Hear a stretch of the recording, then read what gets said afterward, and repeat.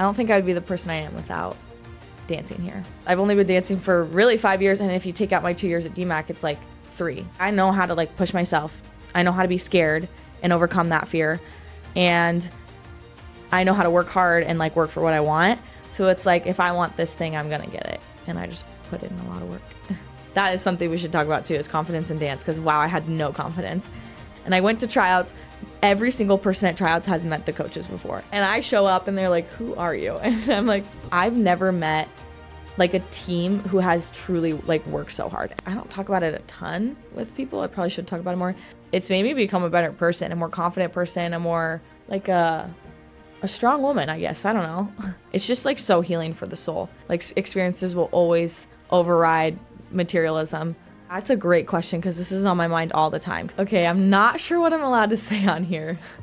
Welcome to the world of sports. My name is Louis Helm, and I'm a student and soccer player at Grandview University. Each week, I sit down with athletes and professionals from across the sports industry to talk about their careers and their paths into sports, but also their beliefs, values, and perspectives. My guest in episode 16 is Grace Richardson. Grace is a student and dancer at Grandview University. In our conversation, she shares her unique journey of becoming a college dancer, the role confidence played in her development, and how that journey has made her the person she is today. We also speak about dancing at Grandview, the team's great work ethic, and a controversial national tournament. Now, here's my conversation with Grace Richardson. Grace, thanks so much for being here on an early morning, at least for me, an early morning. I have a question I always like to start with, and for you that is, what does dance mean to you? Ooh, dance means a lot to me. Can I share a little bit of like my dance background Please. And story? So I actually did not start dancing until I was 16. I had done this really like cheap tumbling program that my whole family kind of helped out with growing up, so that it was cheap for us. And I love tumbling, so I kind of knew how to like perform. I had that base. Very quick, what even is What that? is tumbling? Yeah. It's like flipping. Literally, it was like this program. Okay. They lay out mats, right? Like thick mats, and you just like flip and have a good time. And it's just for like kids who don't have a ton of money. And it was really great for my family, and my brothers were really good. All my brothers, like, I think that's why I learned how to flip, because they like peer pressured me into flipping. And I fell in love with it. And then I started watching Dance Moms, and I was like, this is so fun. I want to dance. But we couldn't afford to put me in dance. It's so expensive. So I just kind of like taught myself in my basement how to dance. And then we moved to Newton, and I was on the cheer team, and I did not like it at all.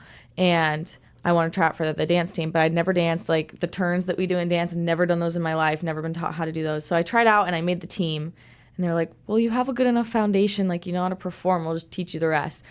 And it was a very slow process, but I fell absolutely in love with it. And then senior year, I was a captain, and I was like, I cannot be done. I'm not ready to be done. And then I went to DMAC, so I wasn't dancing for a little bit. I was just like lifting all the time, which made me a much stronger dancer when I tried out for Grandview.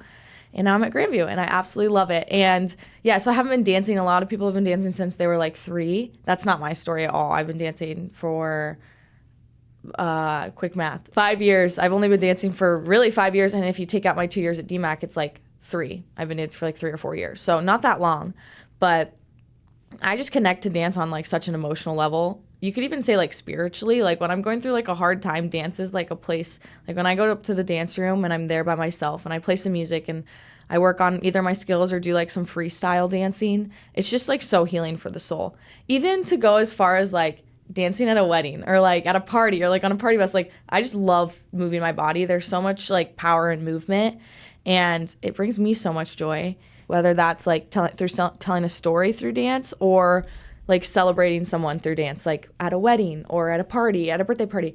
There's just so much joy in it. And also along with that, like back to the storytelling, you can just tell a story without words, which I think is also really beautiful. So dance means all of that to me, so much. The way it connects, in my opinion, to other sports is when you're saying, and I just spoke with a teammate about that the other day, that you kind of, everything else around it kind of stops and everything else that's going on in your life, and you're just like, you can just get so sucked into that world, and then that's just, as you said, you just have all those happy feelings coming out, and I think that's a great tool to have for life in general. Yeah, totally. You mentioned that dance is expensive. Yes. Can you go into more detail on how that is? Because I have no idea. So I never did studio dance ever, so I don't fully know to like the extent. I actually ended up teaching my 2 years at DMAC. I taught like their acro, which is like tumbling. So I don't totally know, but when I looked into it, because when I was like 13, I wanted to dance so bad, so I was like literally calling studios. I was like, how much do you charge? And I want to say it was like, there's like each studio is different, but there's a fee that you pay per class. So if you want to do acro, which is what I did, tumbling, that's like, you could call it acro. It would be like $75 a month or 60. I would say somewhere in that range, 60 to 75. And you pay that each month just for that like 45-minute class. Well, kids are taking 6 classes. They're taking acro, ballet. Most studios require you to take ballet. They're taking hip hop, jazz. Like there's so many styles of dance that you can take that it adds up so quick. And then if you do competition, you have to pay for the competition. You have to pay for your choreography. You have to pay for your costumes. So the tumbling program that I did was just literally like once a week, come in, take your 45-minute class, like flip, have fun with your family. It was like really chill, you know. It was like I think $150 for the year or something like that per kid. And I grew up in a big family and we all did it. So it was like just a fun like family activity. I see.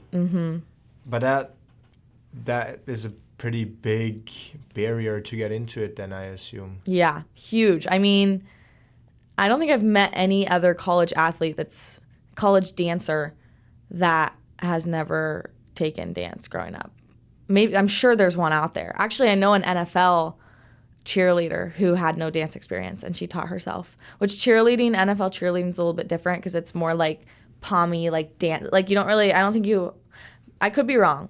I don't think you have to have crazy skills. Like, okay, that sounds wrong. Like dance skills. When I say skills, I mean like turn, leaps, flips. Like that's what I mean. I don't mean skills in general. I don't think you have to have those type of skills necessarily to be an NFL cheerleader. But she didn't have any. She taught herself. So, yeah, I've never met anybody else. Like, it's very rare to not dance since you were 3 years old. Like, everyone else on the team, except for, like, 1, I think, or 2, has danced since they were 3. So it is. That's pretty impressive, then. Thank you. To do it, in such a short time. Why do you think you became good so quickly? Well, I think it comes down to passion, like, and how much you want it, you know? Also, the tumbling helped. Like, I'm going to be honest, I think it's so much easier to teach yourself how to dance than to teach yourself how to tumble. Like, there's girls on our team, insane dancers, and they can't tumble, which is fair. I would never want to teach myself how to, like, back handspring and flip. You know, that's terrifying. But I had been doing those things since I was, like, 8. So it's like, okay, I know how to, like, push myself. I know how to be scared and overcome that fear. And I know how to work hard and like work for what I want. I also love, like, my favorite thing is to go and like wreck my body in the gym. So I'm like, well, I might as well do it when dancing, you know? So I think all those things helped me be a better dancer. My first year at Grandview, I still struggle with my turns. Do you know what I mean when I say turns? It's like the spinny things, yeah, right? It's like your legs out and you're turning. I still really struggle with those because I just haven't had the foundation. Like, there's so much that goes into it. But my first year, I really struggled. Like, I couldn't even do like 3 to the front. And now I can do like all the crazy things. Not perfect every time. I think it's more of a head issue now than like a body issue. Like, I get in my head. But like, the big difference is just like lifting weights. Like, people don't think dancers should lift weights. And I got really into lifting probably like my freshman or sophomore year of college. And that just like completely transformed my dancing from the time I was in high school to now.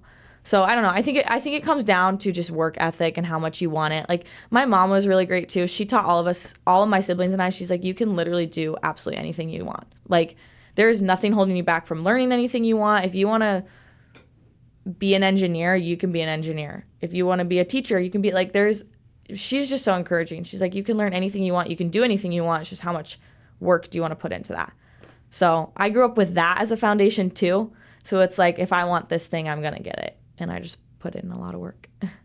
I think that's really cool because saying you can have everything you want is cool and all, but if you don't put in the work, I think it's pretty hard. Mm-hmm. But if you actually put in the work, then it is fairly close to true. And I think that's also one of the coolest things that I've seen for myself is like if you actually put your head down and you just work hard, there's a lot of cool things kind of coming out of that. Yeah.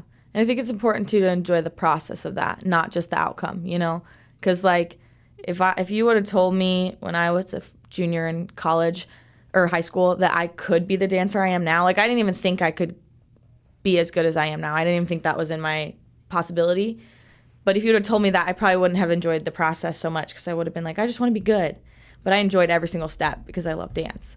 So it's like, I don't know, just enjoy that. Because sometimes it always doesn't work out too. So then you got to enjoy the process. Yeah. Oh, yeah. Big time. The process is definitely the more important part than the outcome. You danced into high school and became captain of your team. How does the recruiting process or all that look like in high school? Because like I just know it from all those other sports where it's probably very different. So how is it in dance? Are you talking about recruiting for college? Yeah. Yeah. So I didn't look into any colleges after high school because I knew I wasn't good enough to dance in college, which I probably could have found like a really small college. I also wanted to stay in the area and save money. So all the colleges in the area, I was like, I'm not good enough to try out. My confidence was, that is something we should talk about too, is confidence in dance, because wow, I had no confidence. But yeah, so recruiting, I don't know. I also didn't think I was going to go to college until senior year of high school because I sidetrack. I wanted to pursue like barrel racing. Do you know what that is? Mm-mm. It's like rodeo with horses. I was like really into that in high school, and I wanted to pursue that as like a career. And then in high school, I was like, I think I actually want to do dance instead of horses. So I like last minute was like, oh, I do want to go to college, and didn't have great grades. So I was like, there's just no recruiting that happened in high school. So that's why I went to DMAC. I was like, I'm going to save money, get my grades up, look into colleges, whether that's like majoring in dance at a college or joining a dance team. So I did my 2 years. And then after that, I was actually fully going to go to Iowa State. And I didn't put in a lot. I should have put in more work to find a college. I was just along for the ride. It all worked out though. But I was actually fully enrolled in Iowa State, and I was just going to minor in dance there and like try and join some like clubs, whatever, and just still have dance part of my life. But obviously not. I wasn't like going to make their team or anything. And then at that same time, I looked into Grandview. And from the area, you think I'd be like really familiar with Grandview. I wasn't at all. Like Grandview was just like, I just forgot it was a college. And so I looked into it, and I actually, like, I didn't know you were supposed to reach out to the coach. I didn't know you were supposed to, like, do a visit and all that. So I literally just talked to, like, admissions, and I was like, I think I was so worried about money, too. That was my main focus over dance, which dance is such a passion, but, like, I was so focused on, like, not getting in a ton of debt that I was like, at the end of the day, I love dance, but, like, money's really important. So I talked to admissions here. I talked to admissions at Iowa State, ultimately settled on Iowa State without even looking at their dance team here. And then I got a call, I think in like March of 2024, and she was like, your tuition's going to be like really cheap at Grandview this year. And so I was like, called my mom. I was like, I think I need to go to Grandview, and I haven't looked into their dance team, but I'll go look into their dance team. And I literally, looking into their dance team was scrolling on Instagram and stalking them on Instagram. I didn't like talk to the coach or anything. And then like 2 weeks later was tryouts. So I was like, oh, shoot, I got to prepare for tryouts. And I went to tryouts. Every single person at tryouts has met the coaches before and has like toured the school and like talked to other people. And I show up and they're like, who are you? And I'm like, I'm just a transfer. Like, I'm here to try out. And tryouts went great. They were super kind. And then I made the team. And it didn't feel like I was like really here first year, because I was like, this is so not the plan, which is crazy. But yeah, I fell in love with it. So again, the recruiting process was with dance probably already is different, but then with me it was like really different. There's just no recruiting that happened. Very last minute decisions were being made. I see. Usually though, it is it is that people reach out to the coaches? I think so, yeah. I mean, from what I hear, or like we have a dance combine in the fall that all high school kids can go to, and then the seniors wear black, and all the college, I think every single college team is there, their coaches, like on the outside, and they dance in the middle. So then college coaches can be like, hey, I saw you're really good. Like, I'd love to schedule a visit. Or like, they give them like something that's like, you have a spot on our team or something like that. And then they get to decide if they want to go there. But I didn't do any of that stuff. So I just was very unprepared. Which is fair. And as you said, it worked out. Yeah, worked out. You've been dancing at Granby now. How many seasons have you done here? This is my second year. Your second year? Yes. How has the journey of dancing for Granby been for you? Oh, it's been a crazy journey. Like I said, confidence. Oh my goodness. I came in here with no confidence. I also think coming in, like making the team when I decided I was going to come here like a week ago, just already was like, I'm not here. And then I didn't live on campus my first year, which was my first year just outside of like there was a lot of like personal things going on my first year that was like not great, that made that like leaked into my experience with dance, which again, dance was still like the escape from that, if that makes sense. So that was great. But I would say my first year here, which I call it my second sophomore year because I'm doing 3 years at Grandview and I did 2 at DMAC. So I kind of took like a gap year. But my second sophomore year, so my first year here, was kind of like my foundation. Like it laid my foundation. Dancing, doing things that you're not good at is like really uncomfortable. And I wasn't good at their level. Like I needed to catch up with the girls, which is good because that's why I wanted to come here. I wanted to be pushed. I wanted to get better. But it was uncomfortable. So it was very much like a growing season. And then this season, my junior year, has been like literally the best year of my life. I've had so much fun like dancing on this team. I've never met like a team who has truly like worked so hard. Every single girl on that team wants it so bad. And like we put in the work outside and we put in the work in practice. When we get into practice, it's like lock-in mode. Obviously you have your like days where it's a little bit harder to lock in, but especially preparing for nationals, like we had so much like push and grit. It was crazy. Yeah, I love this team. I've connected with some girls, like made some really close friends, and I've grown so much as a dancer. My confidence grew. I remember my coaches, KK and Nikki, told me halfway through my sophomore year, they're like, we just literally all we need from you is your turns, work on your turns, and your confidence. Like that's all we need. And I was like, okay, well, I'm already working on my turns. I can only, like I can control my body in that best of my ability, but I can control my confidence. Like I'm just going to fake it till I make it. So I basically did that, and then all of a sudden I was confident and I wasn't faking anymore. And going into season this year, I was like really confident in my abilities and what I could control out on the floor, you know? So I could graduate this year, and I decided to do another year, and I'm so happy I did because I absolutely love it. I don't think I'd be the person I am without dancing here. Do you like doing uncomfortable work? I do. I do like doing uncomfortable work. Yeah. I don't know. Okay, let me rephrase that. I don't like it, but I like the outcome, if that makes sense. Like I always am better. I like to be like molded to be better, and molding is an uncomfortable thing to do. But everything that I enjoy in my life I was uncomfortable with at some point. So with dance that I absolutely love, I've been uncomfortable. Like there's things that I need to try and get that are uncomfortable to get, but once I get it, it's great. With horses, like there's times I ride my horse where I'm like, this is not the best ride ever. Like I don't know what I'm doing. He's in an attitude, like whatever. But then we win at a show and it's all worth it, you know? So yeah, I think it's important to be uncomfortable. That's one of my favorite quotes is be uncomfortable. Be comfortable with the uncomfortable. That's like my life. It's my life mojo. That's cool. You talked about confidence some times already now. Mm-hmm. What goes into that? Yeah. Well, I think it's different with dance than any other sport, because with dance, and again, I've never played, like horses and dance have been my thing. So I've never played like a sport with a ball. So I don't know how to really relate that. But with other sports, I assume like when you're working on something like your footwork, like you're looking at the ball or you're like talking to your teammates about it, right? For the most part. Well, for dance, it's like we're looking in a mirror. You're looking at yourself. And I'm not necessarily talking like confidence with body image, like God made me the way that I am. I'm confident in who I am. I'm talking about like skill set. Like I'm watching myself do the turns and I can't do them. Why? It's literally my body. There's no ball. I'm not controlling the ball. There's no one else on my team to like come and do the turns for me. Like I have to do the turns, you know? So I think that's where it's different, is like you're literally just looking at you and you're fully in control of that move and like you still can't do it. So then you start to like tear down.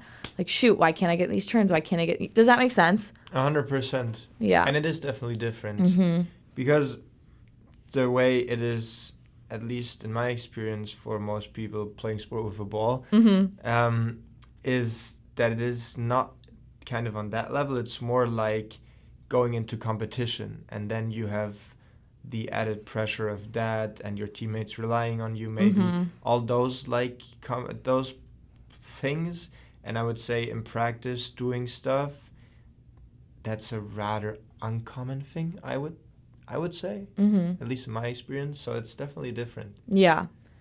And same thing with, or the thing with dance is your confidence is such an issue in dance, but then you're expected to have the most confidence on stage. So it's truly a fake it till you make it, you know? And like going into nationals, I remember obviously I'm terrified, but I'm just like, you have to lie to yourself and be like, I'm so confident, which I was. Like, we have worked our butts off for this, you know? Like, we are ready to go step on that floor. But, yeah, I don't know. I think it's just such a unique, because it's fully on you. It's full, like, no one's coming to save you from that, you know? So it's a unique sport in that sense. And how is the dynamic when you go into those big tournaments, when there's a lot of eyes, maybe even expectation? Is the confidence or pressure to perform an issue in those scenarios too? Yeah. I think we drill them so much at practice that the time we get to competitions, we're so ready. And yes, every single person is like individual, and you're responsible for like hitting your turns. You're responsible for doing what you need to do on the floor. But at the same time, when we're on the floor, I think there's so much connection, which my first year I didn't feel because I blacked out pretty much. I don't even remember dancing my first year, but like last year I was so confident and so proud of what we've worked for that like we got on the floor and you could just feel the connection between the girls. And obviously there's pressure because you want to do good, but I think also we all knew that we were so ready to just put it out there. And mistakes happen and you have to recover from them. Like you're probably never gonna have a perfect dance, but I think we do a really good job of recovering from our mistakes and still being confident in that, you know? I also do believe that if you put the work in and then you just prepare in the best way you can, then there, at least I believe that there comes a point where it's like you have this feeling of you've put everything in that you can, and that kind of lifts off the pressure because you know, okay, I've done everything I can, and that's now just gonna be have fun, enjoy it while we're doing it, and that's all we can do. Totally. But yeah, that takes some time. The whole confidence thing, though, the way you talk about it, it sounds like that's a big issue in the dance world. Yeah, I mean, I think that's just a big issue in the girl world. Oh, fair. Okay. You know, but I think confidence was bigger for me maybe than other people. I don't know. I don't talk about it a ton with people. I probably should talk about it more. I think it was a bigger issue for me just because I had no foundation and I felt like I was behind. So then like the lies start to get you of like, you are not caught up. You should not be dancing in college. Like you don't have the foundation that these girls have. And honestly, since I've overcome that, I'm just like, who cares? Like I love to dance. I know that I deserve a spot on that team. I will put in so much work to like help our team win that it's like, I don't care that I don't have the foundation, you know? So, yeah, I don't know. We should talk about that more, confidence in the dance world.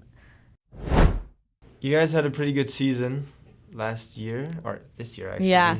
Including a trip to nationals. Yeah, there has been a lot of Grandview teams that went to nationals this year, which is pretty cool. And everybody Super cool. obviously has a different experience. So how was the dance nationals for you guys?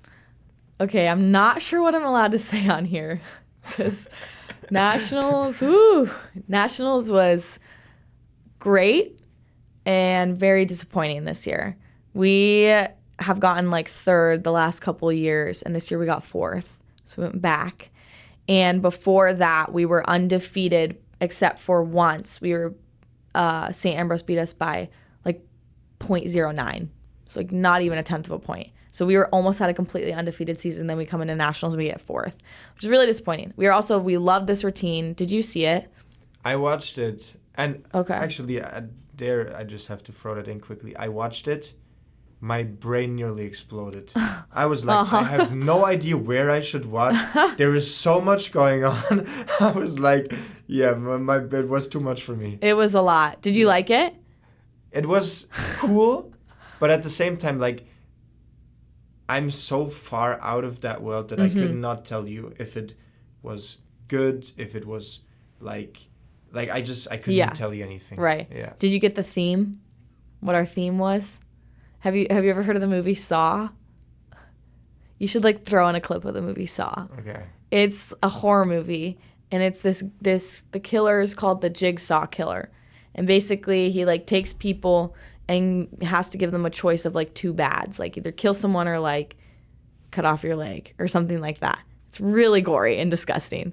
Well, our dance was like based on that, and it was like we get to make a choice. Do we either want to like rise above the challenges or like be mediocre and just be okay with not doing great? And then like, so with NAIA, it's three styles in one dance. It's jazz, pom, and hip hop you have to do in your dance. So each style was like a new level, because in the movie it's like level up. You have to like level up, and then at the end he goes, make your choice, and then it like beeps, and then the person either dies or like loses a limb. It's really gross, and I hated it. We watched it as a team bonding activity. I was like, oh my, and I was like having nightmares the next night. I was like, this is terrible. But really cool theme, and also I think our team does really well with spooky, because we get really like pissed on stage, and it's when you're exhausted and your muscles are like so weak, that's like the only thing you can do. But yeah, so that was our theme. So really strong theme, and all season the judges are telling us like your theme was great, or like the dance was great, loved the theme, the energy was great, and then we get to nationals and we get the exact opposite comments from the judges, which is crazy.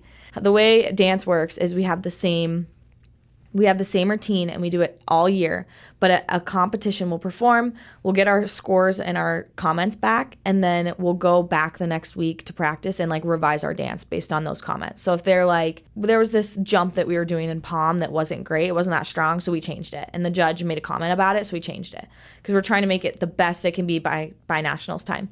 So we're just like progressively getting better and better. And we had one judge who saw us 3 times this year, and every single time he was like, you guys are just getting better. Like so good. So proud of this team. And so we were like getting great feedback, undefeated for the most part. And then we get to nationals, and we did round 1 prelims, and we get off the floor and we're like, that was so good. Like we felt like so strong about that. And then we're waiting to hear our scores, and they go, Grandview, 89. And we're like, because that was 4th. That was sitting in 4th. Everyone was shook. I think people that weren't even associated with Grandview was shook that we were in 4th. And so then we were like, okay, we got to come back from this round 2. Like, let's get this. And we read our comments, and the judges just like didn't like our routine. Pretty much is what it came down to it. Like they like were nitpicking the smallest things, which is good, nitpick, because we can fix it. But like the things that they were commenting on was like not enough to get an 89. You know? And then they were telling us we didn't have good energy, which we'd never gotten all year. Like all year we'd been told. It was literally the opposite of everything we've been told all year. So then we went into round 2, and like I think we all had fight for round 2. We always have fight. Like we're always going to go in to the best of our ability. And we still stayed in 4th. Like the placings didn't change. But the frustrating thing was we were in 4th, and then 3 points later was 3rd. And we were like, how did we get that far behind? And how did it like the teams that got 1st and 2nd this year, like we beat the team twice that got 2nd this year, and we beat St. Ambrose. They were the national champs. We beat them in another comp this year. So like we've beat these teams before. So it's very disappointing. And at the end of the day, like I love my team. I'm proud of what we put out there. I can't be disappointed with 5 people's opinions for our whole season. Like we had a great season, and nationals is 5 people's opinions. So at the end of the day, I'm proud of what we put on the floor. It was just really disappointing because we really like thought we had a chance. And I guess that's kind of an issue with sports where you rely on other people to kind of like judge or grade you. Obviously, coming back to me having no clue, but I just saw you guys during the season, 98, 99, best score ever, all that stuff. 90, 98, and at Nationals we got an 89. Exactly, and then I was like looking at the national scores, and I was like, okay, maybe they judge harder at Nationals because the scores are way lower. I don't know. I mean, it's very hard to deal with, but then at the same point, as you said, it's like you can't control that stuff, and I assume that you guys put everything in there, and that's at the end of the day all you can do. Yep. Still a shame. Still a shame, but it's hard with like dance and cheer that are so subjective, you know? Exactly. So hard, especially dance. But yeah, that's one thing our coach tells us is like we can only control what you put on the floor. If you're going to go out there and do it half-hearted, like, yeah, that's your fault. But if you go out there and put everything in it, it's like it's out of your control beyond there, you know? And we did put everything into it, and we did have a successful season. So I'm not going to let one competition ruin this whole season. Like, this is such a talented team, such a great team. And I think we did have a really good season. What's the best experience you've had through dancing? That's a good one. Best experience. Let me think about this for a second. Through dancing. There's a lot. It's really hard to pick one. I'd say this. So we had a home conference. It was conference. No, it wasn't. Yeah, it was conference. We won conference, which was great.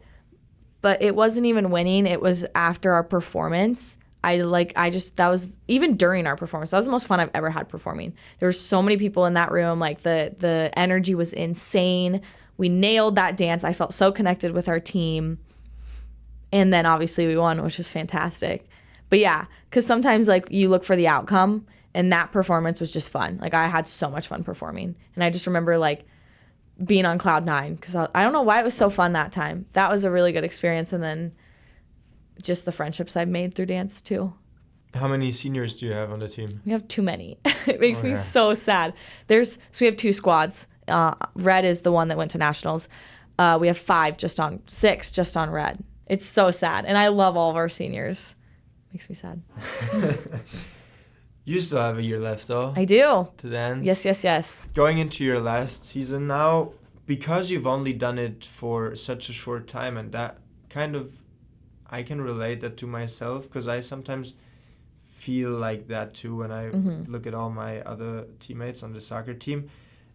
How is like, even after college, your future and dance, how does that align? Maybe even because you see now that you're getting better so much still kind of, whereas others maybe at college are at a point where it's like, okay, I'm kind of plateauing now. Yeah, that's a great question. I have noticed that a lot. Like, most people, when they get to their senior year, they're like, I'm so ready to be done because they've been dancing since they were 3, even in high school.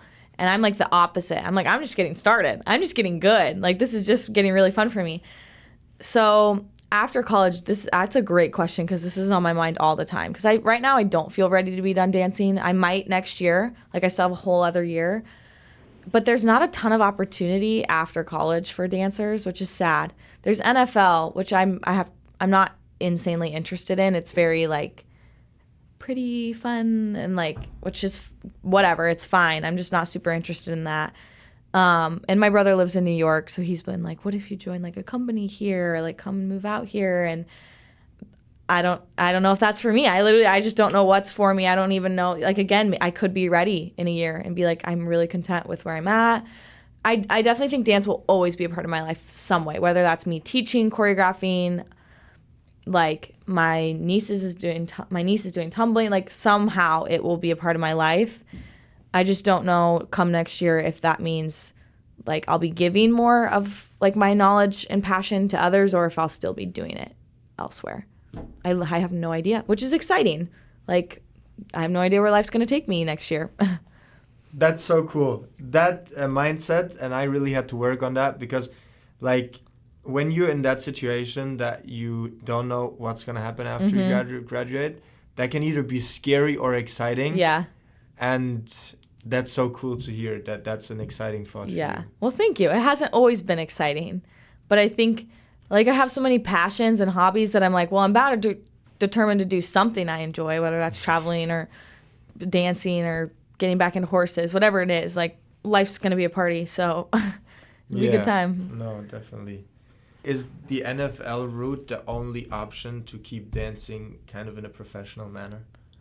It's not. I think from my knowledge, and maybe I'm missing something, it would be NFL or move to like LA or New York and like commit your life to it. That's what I understand the options would be. I don't really know what else there is. That's all I know. I see. Yeah. And I just don't know if I want to do that. I don't know if I'm good enough. I don't even know what it's like out there. Like, it sounds brutal. I have 2 questions that are like, they don't fit in, but they just come up when I or we watch dance, think about dance. First one is, why are dancers wearing so much makeup? Good question.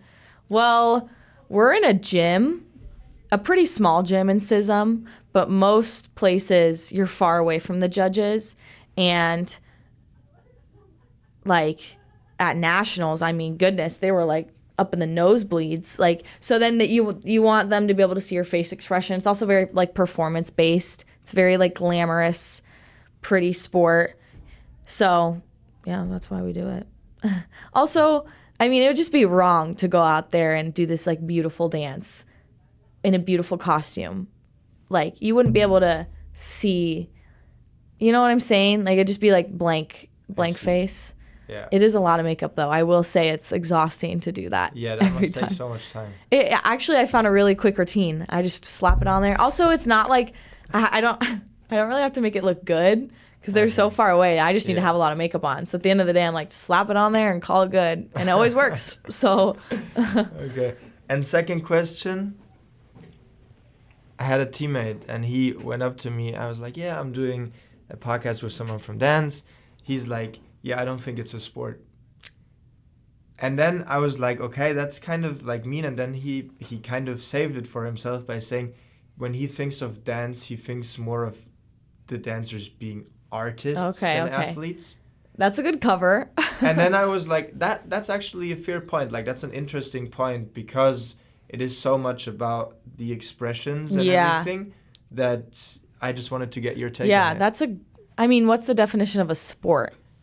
Yeah. Fair. Like, because when I think of our NAIA dance, which is the one we did this spring, like, I've never pushed my body so, and like mentally and physically, I've never pushed myself so hard, you know? Like, you're giving it absolutely everything you can. Your muscles are like weak, and you still have to make it look easy while you're on that floor. So that's where I feel like it's very sports-based, you know? Which, I mean, people can think it's not a sport, whatever. I think it is, so you're entitled to your opinion. But then I think of, like, more of our jazz dance that we did at State, which was very pretty and beautiful, still very hard. Like, one of our jobs as dancers is to, like, go out there and make it look easy. Like, you can't tell we're struggling, but of course we're struggling. It's exhausting and hard on our bodies. But, like, that dance was one where, like, yeah, it's hard, but, like, it's so emotional and passionate that, like, you have to put that art into it too, which you do at the NAIA season as well. So I guess, honestly, to me, it just depends on the dance that we're doing. I think it's both. I 100% think it's both. That's art what I was and gonna say. Sport. Yeah. Yeah. Which is cool. Like, is your sport an art? Kind of. It can be. Honestly, any sport can be an art. Yeah. I mean, I don't know about football. Like, soccer, I don't know, people do their cool, like, foot tricks, and they get into that. Like, I see those on Instagram. Or we fly around. Do you know what I'm talking about? Yeah. Oh, yeah. I know what you're talking about. No, that's like... Yeah. Sometimes that's an argument that football can be kind of like a... Football, I feel like, is just a... Soccer. Sorry. Oh. Yeah. Wait, you call it football? Yeah, we do. Oh, my goodness. But I was like, yeah, I'm kind of used to soccer now. And sometimes it's just like also... Yeah, football might be a harder case to make. Soccer has some aspects of it that can be kind of artsy, but it also can be very far away from it. Yeah. Yeah. No, but with dance, and I was thinking, like there's no way it can only be one or the other. And I mean, if I'm seeing like some of the stuff you guys are doing, it's basically like gymnastics at times at least, and then it's like, yeah, I mean. Yeah, usually the gymnastics is me. Usually I'm flipping around. But yeah. I like dance more than gymnastics. Gymnastics, which I didn't do gymnastics. I did like tumbling, which isn't as like prestigious, but I don't know, dance is a lot more, like you put a lot more passion into dance in my mind than I did in tumbling, which is cool. Yeah. No, if you find something you have where you can put in so much passion, that's such a cool thing. And yeah, building on that, do you think you'll ever get tired of dancing? I'm not yet. Do I have tired days? Absolutely. Do I have days where I'm like, I cannot do this anymore? Yes. But at the end of the day, like, I don't know. Sometimes I just literally get emotional when I think about, like, my journey with dance and how much it means to me. You know? Like, it's just, I'm not sick of it yet. So I don't know. I'll let you know. I love it still. I really love it. Why does it get you emotional sometimes? I don't know. I think it's connected with me since I was a kid.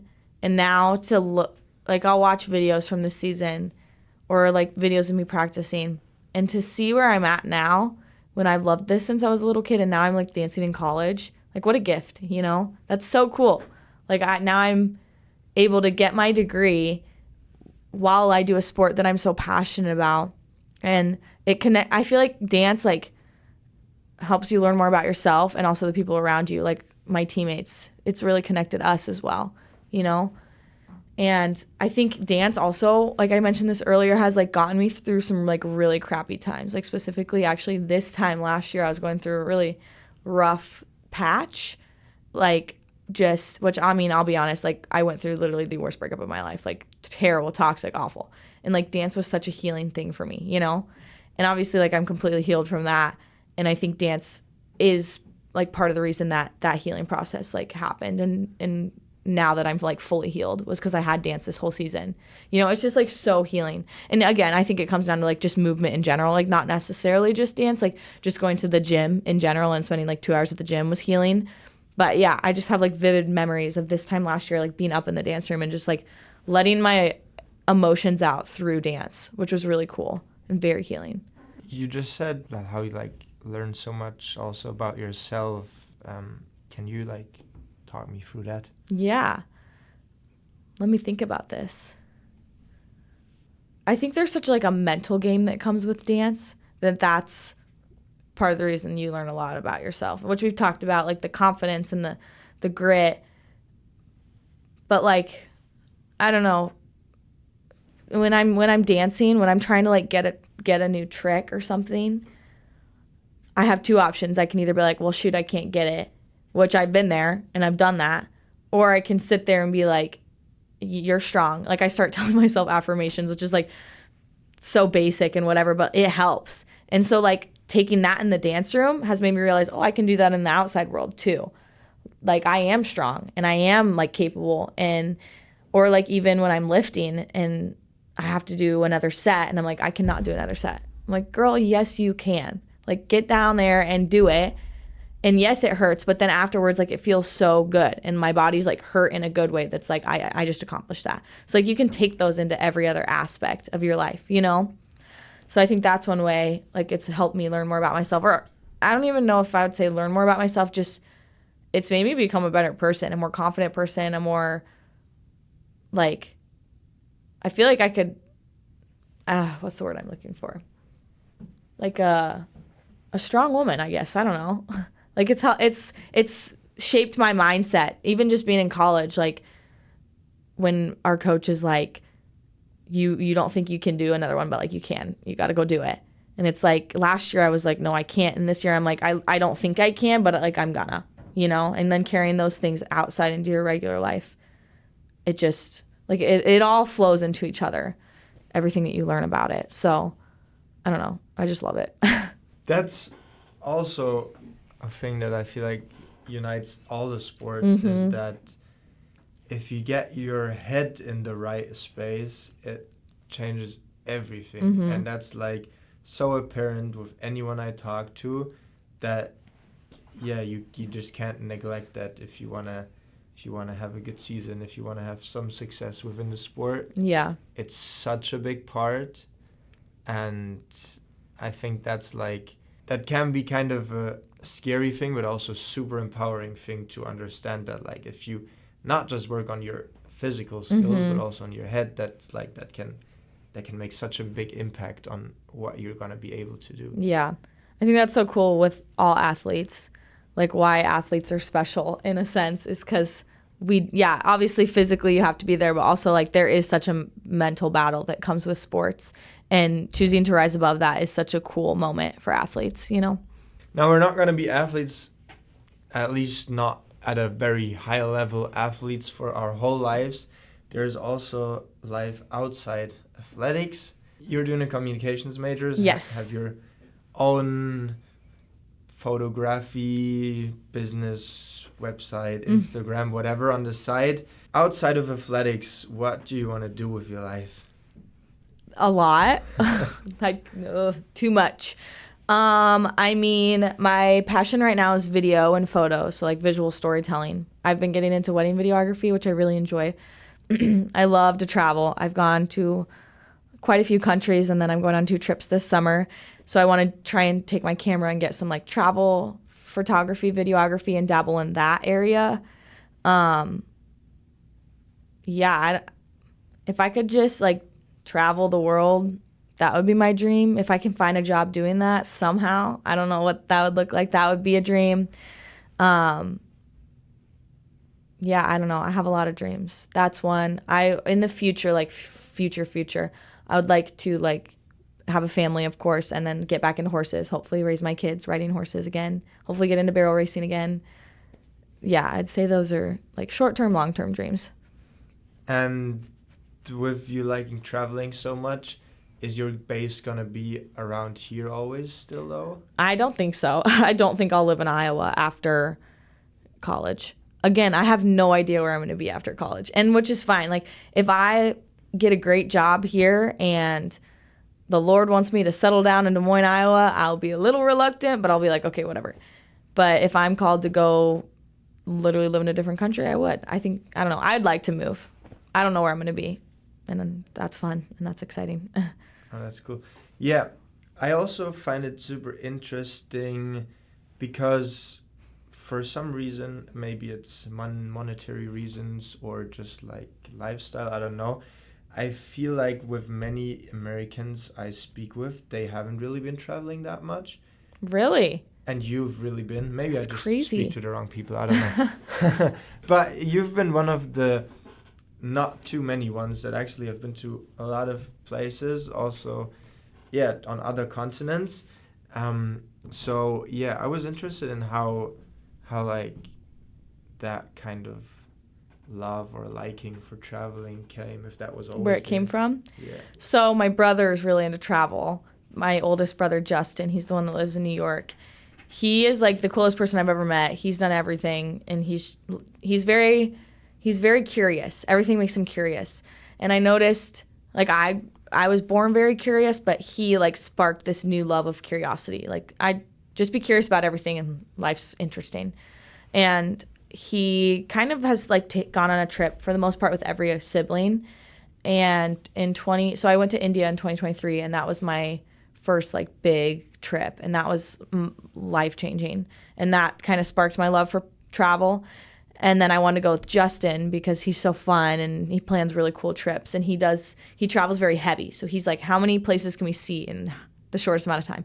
So he invited me. He's like, I'm going to go. He's trying to see every country. He's like, I'm going to go to Europe. You want to come? I was like, absolutely. So we went to Austria, Slovakia, Croatia, Bosnia, Montenegro, Serbia. I can't remember if I already said that. Italy, and Slovenia. So we went to, and there's a couple more. So we went to 9. I'm missing one. I can't remember what it is. Oh, Hungary. So we went to those 9 countries, and for like 2.5 weeks, 2 weeks or something like that. And it was so fun. And also like bonding with my brother, like such a great trip with my brother. And that also, again, just like sparked my passion. And this was before I did anything with like video or photo. I was super interested in it. I just hadn't fully like full sended it yet. So I didn't really get any like photos or videos on that trip. But yeah, that was where my passion started. And also I love history. Like my whole family loves history. So going to these countries and learning about the history of them and like Yugoslavia and when like the fall of that, it was just so interesting that I'm like, I have to do this more often. So now we're going to these 4 countries coming up in like a couple weeks and we get to learn all about the history there, which is so cool. And I'm so excited. I think you've seen more of Europe than I have. That's crazy. It is crazy. No, but yeah, those countries, I don't know why they never appealed to me that much, but now they're definitely on the list. They're cool. They're 100%. Montenegro was one of my favorites. Okay. Super cool country. Yeah. And Hungary. Love Hungary. Okay. Yeah, I just had... My mom traveled in that region more than I have. I've been more like west or north. Gotcha. Which all have been like super cool trips, but... Yeah. Yeah. Have you been to Italy? Yeah. Okay, where'd you go? Italy is for us always, I think, is it Garda Lake in English? I don't know. It's like a lake that is in the north of Italy. Okay.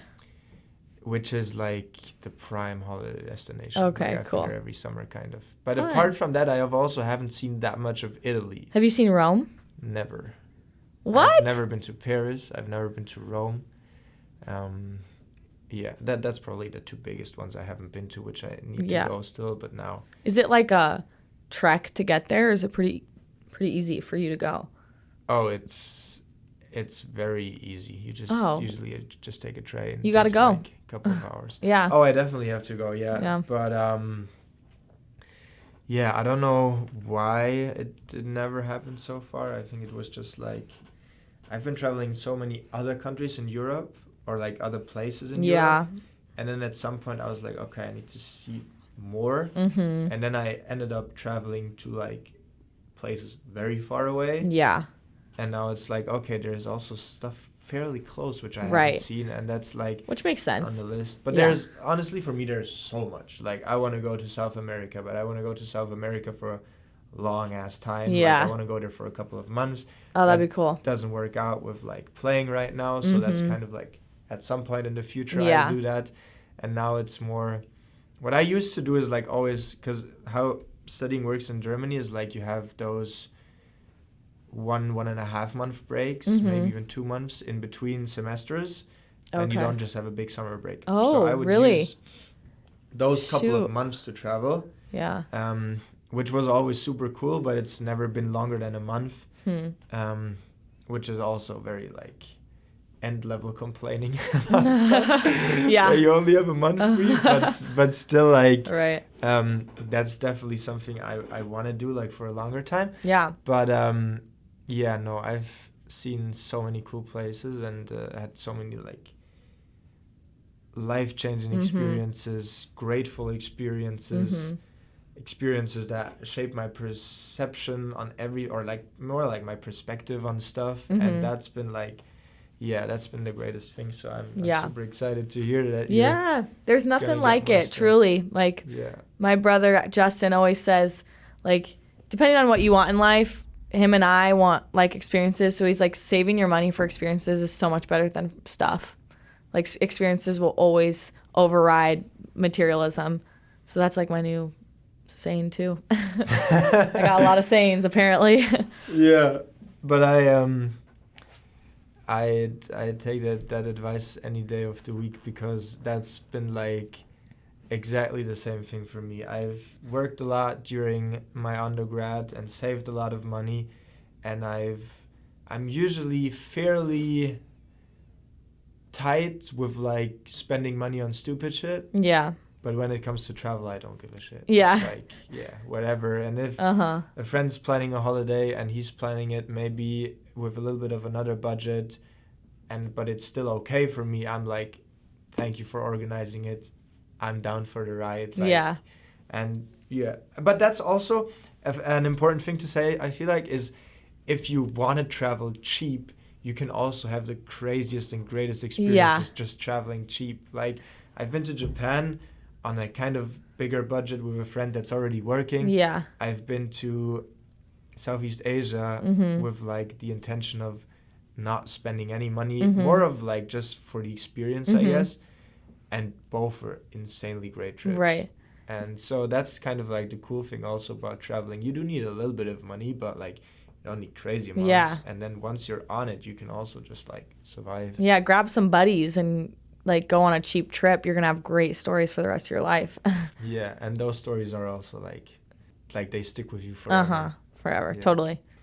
I have a question I always ask at the end of every episode, and Yes. I recently switched it up because I like the one that I'm going to ask you better. Okay. It is, what is the best piece of advice you've ever heard or received? I'm gonna say exactly what I said earlier. The first one is be comfortable with the uncomfortable. That's probably the best piece of advice I've ever heard. Actually, yeah, that's my one. Be comfortable or get comfortable with the uncomfortable. That's my best advice. Thank you, Grace. Yes. That was super interesting. I love to hear like those stories, especially from sports where I have no clue about, because there's always so much like new stuff you hear and so much to learn. So thank you for sharing that today. You've had some good questions. Thank you. Good job preparing. And yeah. Yeah, thanks for having me. Of course.